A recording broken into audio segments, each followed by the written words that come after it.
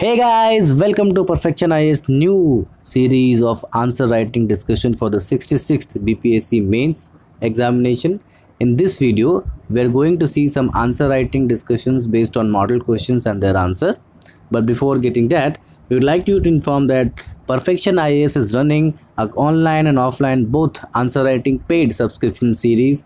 The offline classes were running from 11th of April 2021, but due to COVID-19 restrictions it has been called off, but online classes are already running. For more other details you can contact us on this number. You can follow us our website and you can inquire at our office at Kumar Tower, Boring Road Crossing, Patna. Now let us move on to our main functional video. Now in this main test series there will be 5 tests of paper 1 and 5 tests of paper 2 with detailed answer writing, detailed solution after each test, and focus on comprehensive doubt clearing sessions, hints, approach, etc. And for any other further discussion you can contact on the numbers given below. Now let us move on to the main topic. So here we are discussing a section of section 1 of the GS2 paper, a sample paper. The third question is, explain the role of Panchayati Raj institutions in the democracy. Highlight the challenges related to PRI, that is Panchayati Raj institutions. Also suggest measures to counter these challenges. So we'll see its answer.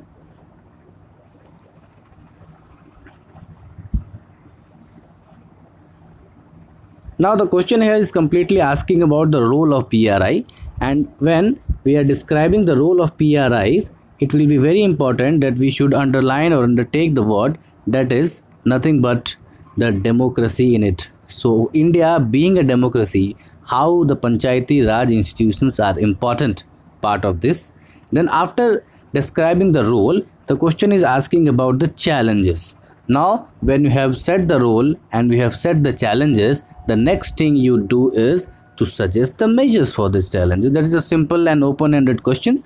Now we'll see the basic introduction part of this question. So you can give introduction basing on the 73rd amendment, what is the third tier of democracy, self-governing institution. You can also include some of the committees and some of the pros fellows that it was also initially instituted or it was initially decided by the Rajiv Gandhi government. Later on it was passed by the Narasimha Rao government. These all background can be included in the conclusion, along with the decentralization of the power, separation of power, grassroots level democracy, bottom up approach.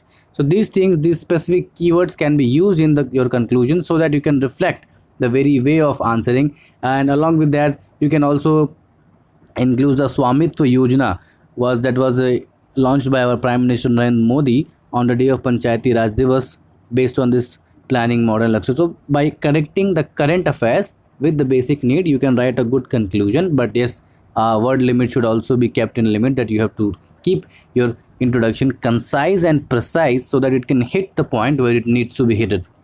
Now let us see the body. The question is asking about the roles. So talking about the body, it is nothing but the strengthening the role of democracy in the process. The fundamental role of the Panchayati Raj institution is nothing but to strengthen the democratic institutions and their process. So based on this, second is definitely the planning and development. For any kind of planning and development in the big and vast country like India, there needs to be a basic ground up approach. So bottom down approach is very much important for developing the country and assessing the global standard. It is very much important to understand the needs and requirements of the very different places in different areas which are geographically, socially, culturally different, and their planning needs to be done from the very basic level. And that is why the Panchayati Raj institutions are going to be very, very helpful in the planning and development of these institutions. Together, they can also be important for the complete sustainable development of our country in the coming series. And if you want to become a global power, we need to be powerful from the bottom, and then we should shape the upper layer of the body. Similarly, it gives voice to the local demands, local aspiration, local demands, local representation. Political consciousness is given. The kind of flow and the decision making comes down to the people of the villages to the level, and that is why it increases the political consciousness. Though political consciousness is always in being in the people and the citizen of India, but it actually enshrines the political constitution and consciousness with leading to the particular representation and opposition of the level. Similarly, the breaking the hierarchies, that is the we have already discussed where caste, local, interact, compromise. So it creates a complete grouping where all such hierarchies, all such barriers of caste, local interaction, compromise, they sit together, they solve their problem, they discuss their problem, and all the hierarchies are being broken by this kind of approach.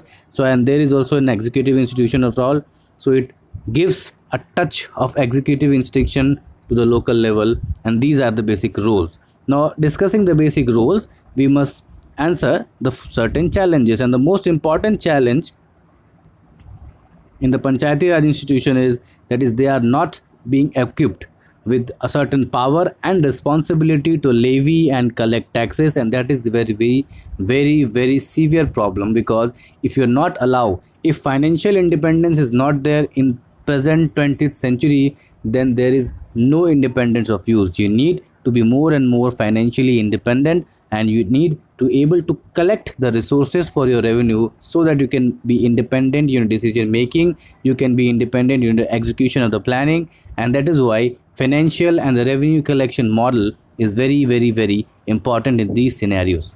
Similarly, the constitution does not stipulate any size of the panchayat, so how many panchayats will be there, based on what should the area of there, this has not been specifically mentioned, and here the state government plays its role by conflictuating and manipulating the numbers, size, areas as per their needs and as per their political interest, not for the basic development of the grassroots level democracy and the representation of the lowest of the people to the executive and the decision making in the country and the development of the country. Similarly, the 73rd Amendment only mandated the creation of local self-governments and left the decision to delegate the powers. Now that is very important. That is, the power of delegate the power and functions are given to the state legislature, and that is why it is a basic failure of the local PRI. PRI also suffer from structural deficiencies because there is no secretariat, there is no defined structure, there is not defined executive structure, and similarly they are not having a proper recruitment body, so their executive body suffers. So they plan, the good planning is good, but the execution level it is not up to the mark, and this makes a very important problem in this. Then there is an ad hocism, ambiguity in the decision of the functions and the funds. They have to continuously beg to the state government for their functions. Their elections are win under the State Election Commission, and State Election Commission, as we all know, works on the advice and decision of the state government, and then the Panchayati Raj is not giving any kind of autonomy and autonomy in deciding their areas, demarcating their area and demarcating their trans values, revenue values, and that is why there is a basic problem. Now if there are problems, there are solutions, and the solutions are nothing but based on the second ARC, Administrative Reforms Committee for the rural government, and the state government should ensure that the Gram Panchayat should be appropriate size, and the site should be fixed, number of people should be fixed irrespective of area, it should be based on population, and also enable an effective popular participation from all grounds, nooks and corners of society at all levels, at all different areas, so that it will make a complete participation in the world. Secondly, Panchayat should have a power to recruit personnel. Why? Because it is important to make the executive work. They must have the power to execute the personnel, the members, the office staff, so that they can execute their plan, execute their legislative works, and that will be more and more increase the efficiency at the lower ground level. State government should not have the power to suspend or rescind any kind of resolution passed by the Panchayati Raj institutions. Now based on that, it should also be concluded that these are the certain principles and participation method that can be used for the basic reading and basic understanding of the PRI institution in the India, and they should be having clarity in their assignment and more community participation, village participation. They should be giving autonomy and more autonomy in kind of decision making, personal recruitment, no ad hocism, fixed tenure, number of delegations should be fixed, and that is why they can be more and more accessible. So this kind of conclusion can be added, so our answer will be a complete answer. Now moving to the second question is based on what is lateral entry. So in the news recently you might have heard about what is lateral entry in civil services. Do you think a lateral entry would dilute the public character of the civil services? Substantiate your view. Now, here the question is based on your perspective. So, your perspective can be positive or negative, but it is very important to not to sign either positive or negative, but to be on the edge of the either side. So, if you are in the support of lateral entry, to support it, but do not sound completely against it. And similarly, if you are not against it, and if you are against it, do reject it, but do not sound completely opposite these positive values. So we have to include both is positive as well as negative points. So let us start by introducing the answer. So first answer will be based on the introduction value, that what is lateral entry. So the word itself indicates that lateral entry means entry which is a kind of a lateral in nature, that is late in nature, a kind of a back door entry which is not up to the mark of the original so-called procedure, but is based on the specific requirement and not bypassing its regular mode at a higher level in the hierarchical structure. So that is very important definition, that it is bypasses the regular mode at a higher level of its hierarchical structure. And the reason behind the body should be given, that reasoning, what are the reasoning behind, what are the reason behind the lateral entry, and that lateral entry is given as domain expertise, arguments, availability of the manpower, participatory governments, to make governance more and more participatory, to include people from all the backgrounds, all the field, all different areas, and to make it more and more cooperative and cohesive. It is very much important to include all the people irrespective of the generalist approach. So those people who are of generalist approach, they can be included, and many of the specialized person of their different groups can be added, so that it is be very much important in participatory governance, aligned with a liberalization policy, and it is also in consonance with the global policy working towards the nature and the international standards as well. So it is basically, the lateral entry means allowing the people from different specialized fields to work in the civil service of the country, irrespective of their so-called passing out or so-called experience, not in their public services, but they are doing well in their corporate structures, and in order to get their benefits, or in order to get the global standards in the local democracy, in the local civil structure, in the local system, it is being prevalent in most of the countries, and so as it is being introduced in India, this kind of body should be given. Now, what are the basic arguments that we can give? And these arguments are, so since private sectors are mostly profit oriented, and where government and public servants are not profit oriented, and since the private sector is more and more profit oriented, the basic idea is to get maximize, and this maximization and more efficiency can be brought down by using the basic ideas of these CEOs of the corporate structure in our government facilities, government systems, civil services, so that it can also become more and more efficient, and using this it can be main in the fundamental way of the working of the person. Similarly, a specialized is appointment process is comparatively, now what happens is, so there is not a clearance about the appointment process, so we need to make, if we are making an appointment, it should be more and more clear and transparent. Issues, what are the issues? So issue nothing but it is stringent the code of conduct.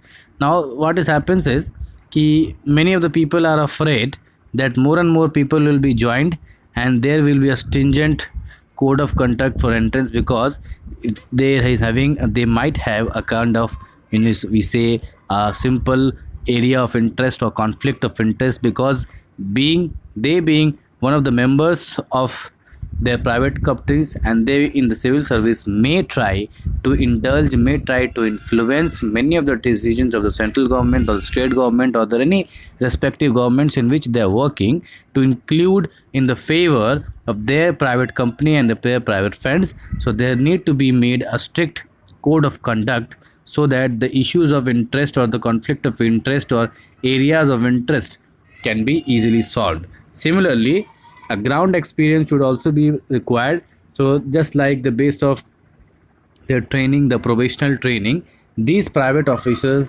entered from the lateral entry should also be given a probationary training in various departments so that they can be able to experience the public work, since now they have been already working in the private sector, but in order to work for the public sector in the government sector, they must be given some kind of experience to work in these all kinds of structures.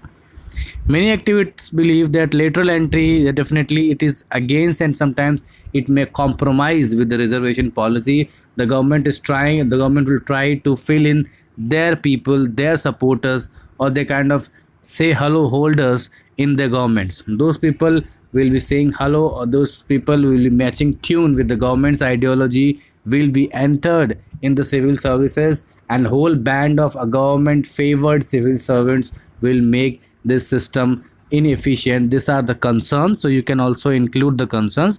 But though there are certain concerns, but if they can implement it properly, the basic idea and the basic thinking behind this lateral entry is to include the experts of various different specialized sectors in a specialized government system to get more and more efficiency, and to make the cutting edge technology and the cutting edge work culture in different public civil services approach, different government policies, so that the welfare of the people, India being a welfare state, and the welfare of people is at the center, and it can be achieved at its maximum level. Now, similarly, the participatory government is more and more important. It is becoming more participatory and multi-endeavor. If we include people from different sectors, it will become a participatory approach. So we have to not completely disband the lateral entry, neither completely support the lateral entry. We have given both the points, and based on your opinion, yes, if you are against it, you can use a negative points or a concerns more comparison to support, and if you are a positive point, then you can use more support than concerns. But we do not have to sound particular against or in favor in such kinds of answer, because there is always a scope of improvement. It shows the mentality of a civil servant to include changes in the system. We should also include some concerns, and these concerns can be treated as your disappointment or your disapproval, and similarly the positive outcomes and the supports can be treated as your approval for the lateral entry. After giving that, we can conclude based on the same thing that yes, it is good, but there should be a certain checks and certain fixed quota that this much amount of only officers can be entered, and the background should also be checked that they might not be a political initiated agreements, a political initiative vacancy, and the political initiated inclusion in the services. They should definitely be from different sectors, and there must be an examination, a criteria, a interview criteria, a proper work culture criteria to include such officers from different sections and different backgrounds of society in the working culture of government systems. And that is why lateral entry will actually lead to a participatory government and all-round development of the people of India. Let us move on to the third question. Third question is, what are the advantages do administrative tribunals bring to the legal ecosystem? Also discuss the recommendation of the Law Commission to improve the working of tribunals that are facing crisis of transparent appointment and functioning. Now, the first we'll have to describe what do you mean by administrative tribunal. So tribunal, as we know, is an administrative body, and it is basically establishing the background. It stays its background, so it traces its background from the Swarn Singh Committee and other part, this much part of the Indian Constitution, and for the purpose of discharging quasi-judicial duty. Now, quasi-judicial duty means they are not completely judicial, rather they are being formed for a specific purpose and specific administrative purpose, and their adjudication and their answers or their decrees are basically on certain judicially and administrative matters. So they are not completely judicial, they are half judicial, and it's called quasi judicial, because their action is like judiciary, but their impact is not on the particular people, rather is based on particular system of administration, and it has been designed for specific administration, so it is not directly accessible to the common people. It is specified to a particular area, region, or particular purpose. Tribunals are not courts, because courts are governed by strict procedures based on the IPC, CRPC, and the Indian Evidence Act, where tribunals are defined by the principle of natural justice and the specific decrees, directives, or adjudications that they are being given.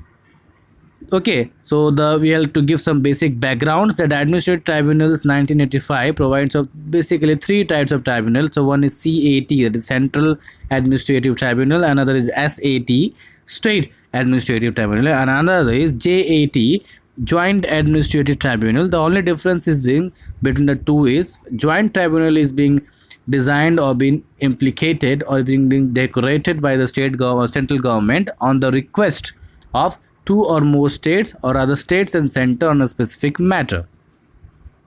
There are certain examples of such tribunals like Central Administrative Tribunal, Income Tax Appellate Tribunal, ITAT, Customs, Excise and Service Tax Appellate Tribunal, SESTAT, NGT, okay, COMPAT, Competition Commission, SAT. These are different kinds of tribunal. What are the advantages? So advantages are very good. That is the quick resolution because they are being specific on their purpose. So there is a quick resolution of the matter.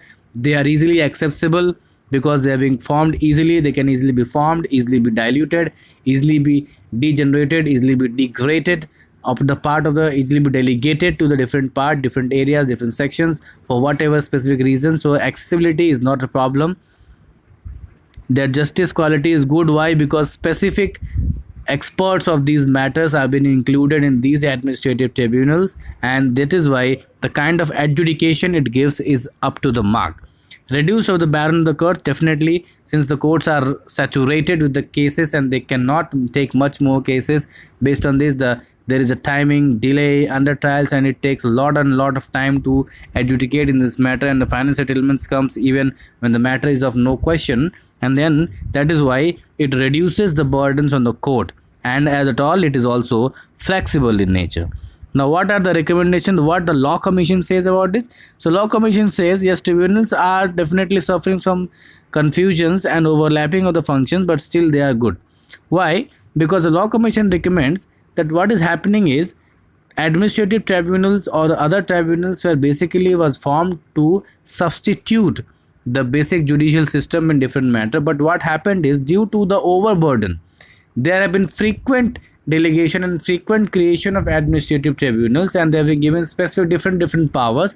And even there are some cases where on a particular case, on a particular issue, there are more than 2 or 3 tribunals, and this causes confusion, overlapping and functions of the major manpower and resources, and that is why they are being inflicted in the other areas.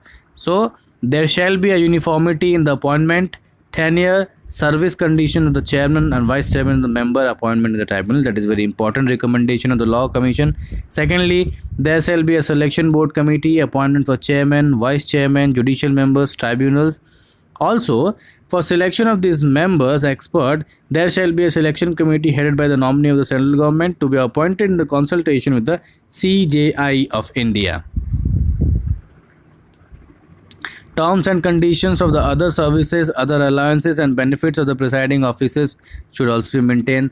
Okay, their salaries, tenures, powers, functions should be pre-designated, pre-declared, so that they can work independently without any fear and favor of any kind of accession. And based on this, you can conclude that just definitely the administrative tribunals can help, but only if they have a specific purpose and their work, tenure, facilities, privileges are maintained, pre-declared, and then they have not to work in any kind of favor or fear or formalisms in any kind of matter, and then they will definitely reduce the burden of the existing judicial systems, and they can serve the purpose with a specific accessibility as well as a quality of expertise in these matters. Now we'll see the next question. What do you mean by voting behavior, and highlight the significance of the voting behavior. Also, discuss the determinants of the voting behavior in context of India. So the question is of 3 parts. First is, what do you mean by voting behavior? Second is the significance of that voting behavior, and another, what are the determinants, that what are the factors that actually determine the voting behavior, and that is the behavior is nothing, the voting pattern of the people of the India in different age groups, different sections, different cultures, different class of the society, different caste of the society, different moderns of the society, then they are being discuss. So there is a very open-ended question of a generalized question, so you can give any kind of conclusion in it because it is not specifically asked. So you can define a voting behavior. That is a very good approach to start with, and after defining it, we'll move on directly to the significance as well as the determinants. So voting behavior is nothing but it is an electoral behavior, that how people act, how people politically think, what are their mandate, what are the functions of their mandate, what the factors define their mandate, and what are the flow of their mandate, the analysis of their mandates, all together comes and forms a voting behavior. Now, according to J.K. Plano and Briggs were admirers and legal luminaries, behavior in voting is a field of study regarding how people tend to vote in public elections and the reason why they want to do.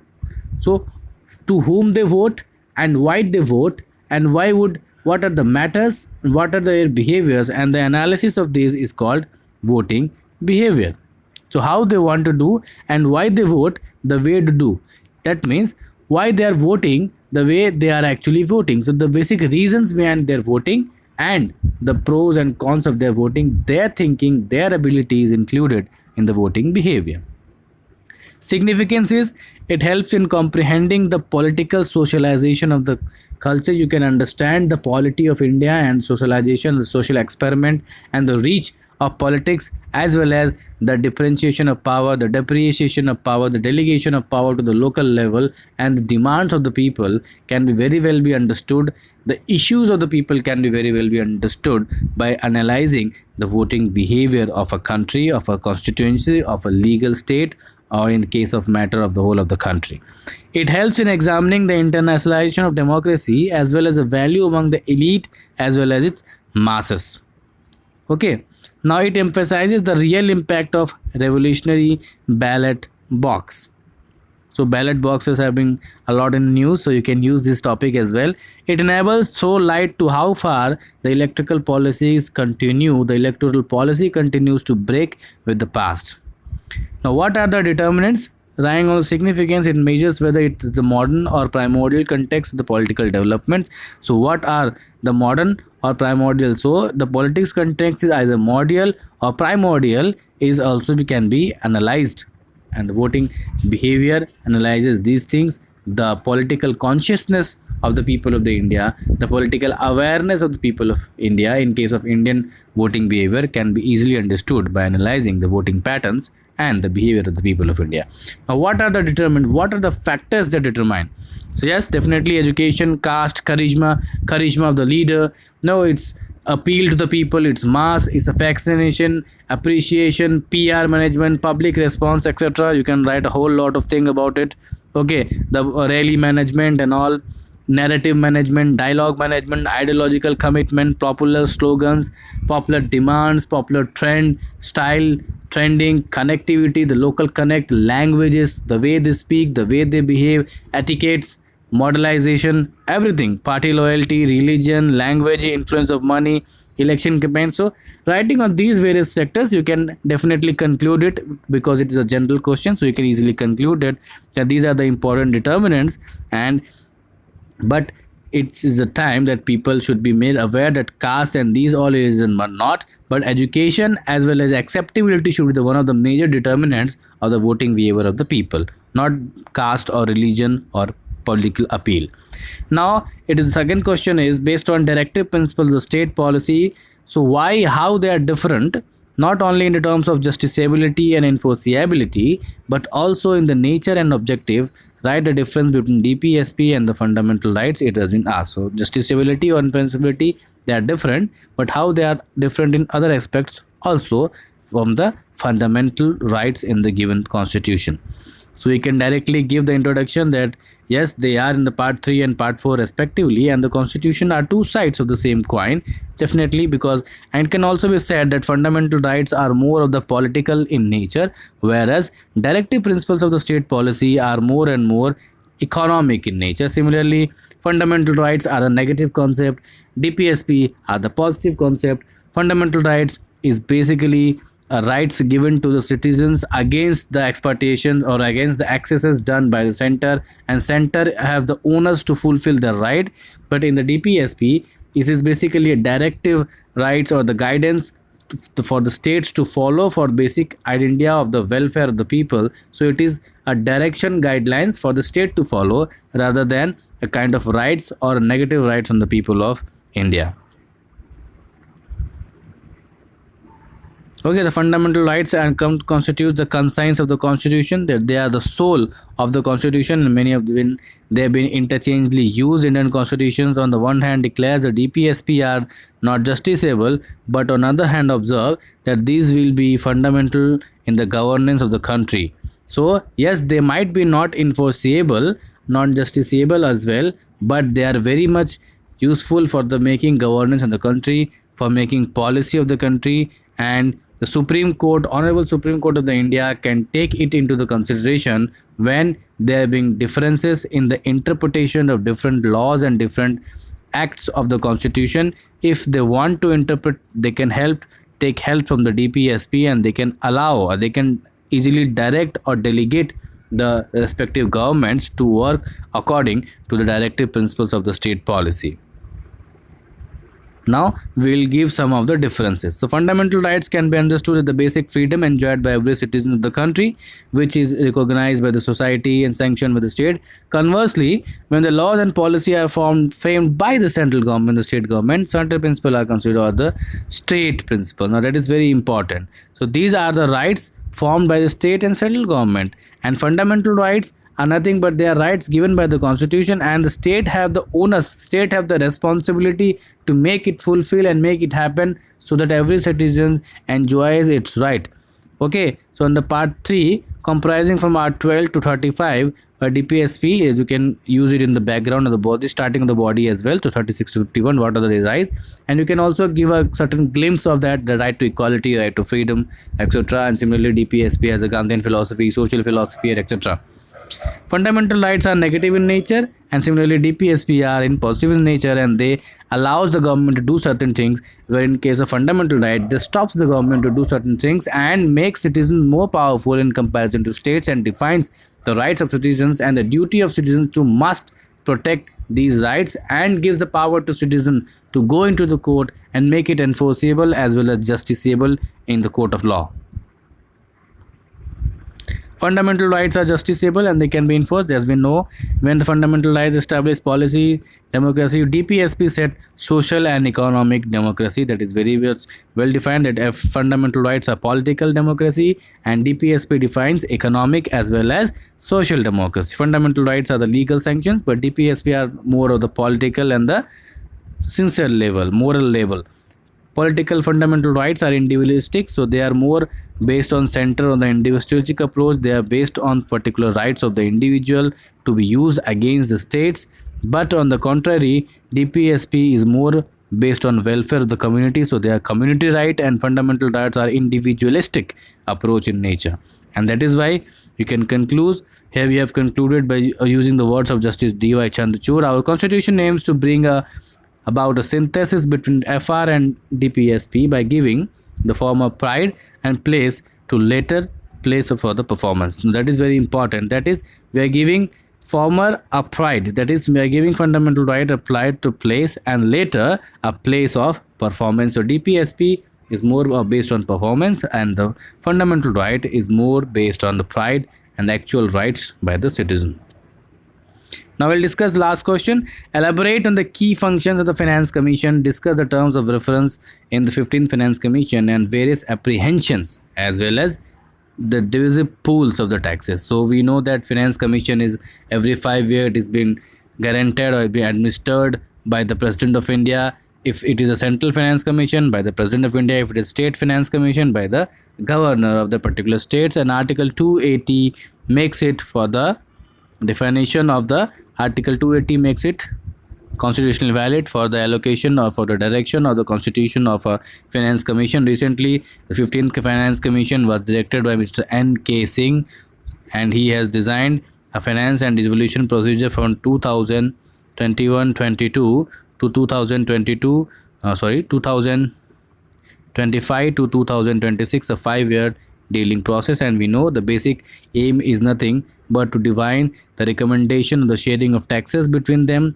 union and the states, and other principles of the sharing of the taxes. So this actually decides what amount to be shared and also decides based on what principle the sharing should be done. So what are the functions of the commissions? Function of the Finance Commission, as we know, the 283 clearly speaks about, the article says that it shall be duty of the commission to make a recommendation to the president. Number 1, net tax proceed distribution between the center and the state. Tax proceed between the center and the state, and the allocation of the same share between the states. So the amount to be distributed between the center and the state is first decided, and then whatever amount is to be distributed to the states is being divided by the among the states. So two things: first, division between center and the states, and second, between the states among the states themselves.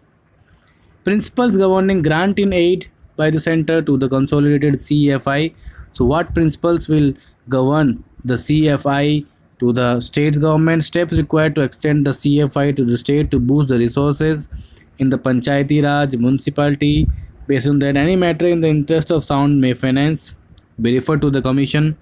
As per the Code of Civil Procedures 1988, the Finance Commission has all the powers of a civil court. It can witness, ask for a production of public document, and form an official record. Okay. Now the 15th Finance Commission. We'll directly move on to the 15th Finance Commission headed by Mr. N.K. Singh, and how the money has been decided. So we all know the formula has been decided as 41 plus 1. Okay, the formula is 41 plus 1. Initially it was 42%. Now it has been decided to, in the 14th Commission it was 41%. Now it has been decided to 41%. And this, you can see this, and other extra 1% is being kicked from the two newly created union territories, that is Jammu Kashmir as well as Ladakh. So what is the population? What decide the state share? So one is the population, another one is the population, another one is the distance, income distance. Now this income distance is nothing but the difference between the state having highest GSDP, that is gross state domestic product. So state having highest GSDP and the state having lowest GSDP, the difference between these two amount is taken, is called as the income distance, and this creates for 50% of the criteria for deciding the money to be divided among the states. So one is a vertical division between the center and the states, another is a horizontal division between the states among themselves. So these are the important categories. One is the forest and ecology, income distance, demographic performance. So this has been included recently, that what should be included, how the states are doing to control the population, to measure the conflation, skill development, etc., and what are they doing to make tax effort, tax convenient society, a tax compliant society, tax reforms, etc. has been a new thing has been added in the 15th Finance Commission. So as we know, the amount has been reduced to 42 to 41 among the states. So any amount of money, suppose if the central government earns 100 rupees as the tax income, it has to give 41 rupees to states. 41 plus 1, so 41 rupees to all other states and 1 rupees to especially Jammu Kashmir and UT, as they have been newly created union territories and really challenged areas. So in vertical division and the horizontal division we have seen. Now we'll see what are the reference. So what are the terms of reference? So terms of reference we have already discussed. These are nothing but the income distance, forest and ecology, area. Okay, so these are the terms of reference. That means these are the parameters which decides the division between the amount of money between the states as well as center. So tax effort in 14th Finance Commission, there were some other limits. In the 15th Finance Commission, there are some other limits, and these are income distance, as we know, the difference between the highest GSDP of a particular state to the difference between the lowest GSDP of a different state, and then based on this difference it is a 45%. Initially it was 50%. Now another is 2.5% of the tax efforts, that how much the states are doing to more and more effortize, more and more legalize, more and more convenientize the tax collection, the tax convenient society and tax compliant society. Similarly, forest and ecology, what they are doing to maintain forest and ecology, how they are doing a sustainable development. Area of the state, that what is the area of the state what is the population living in the states. Based on these criteria, the amount of money is being shared among the states. Now, especially in reference of Bihar, we can see, so Bihar in recent 15th Finance Commission, it has got more. So 15th Finance Commission has favored Bihar, and its total increment has been done to 10.6% from 9.67%. And among the states on the center, it has increased to 4.13 percentage, and the amount can be seen for the local bodies is 35,577 crore, which was initially for the 14th commission, it was 21,143 crores. And based on the A. Rangarajan, a comprehensive equalization is required throughout the efficient fiscal transfer to ensure equity among the states, balanced regional development. So these goodies can be used in the conclusion point, and some apprehensions that some of the southern states of India are actually having managed the population well, and they're having less area, and they have been in kind of a saying that we have been neglected because we are performing well. So their voice should also be heard, and a complete cooperative as well as competitive federalism to be the basic idea among the states and the centers as well as among the states to be achieved. So this was all for the first section of our video. We will come with another set of questions in our second video. Keep watching it, stay tuned to it, and definitely feel free to make your comment. This is a new initiative. We would like your comments, your responses. Thank you. Have a nice day. Stay home and stay safe. Jai Hind.